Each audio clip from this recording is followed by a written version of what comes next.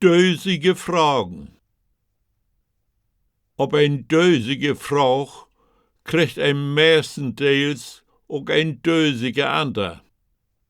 So ist das einmal auch mit den ollen Schäperlane Südbaum passiert. Als der eins mit sin Schaubherr in de Nächte von Lützerath kommt, will dat dore Käsblatt gern ein Bericht über den Schäper und dat Schäperwesen bringen. So Franken kommt ja kein Schaubherd, weil er so nah an de Stadt ran. Dat Nachrichtenblatt schickt also ein Reportersche zu den Schäper hin und die soll nun das Interview machen.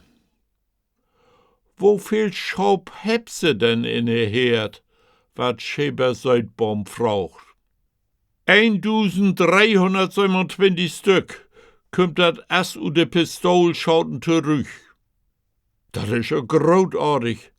Man, wo weet se her, wat all Schaub da sind? Heb se ein Trick wieder tellen? Dat kann doch nicht so einfach sein. Glor hef ich da an Lütrei bi, meinte Schipper da Swiensplitsch. Ich tell de Bein von min Schaub und deel dat denn durch fair.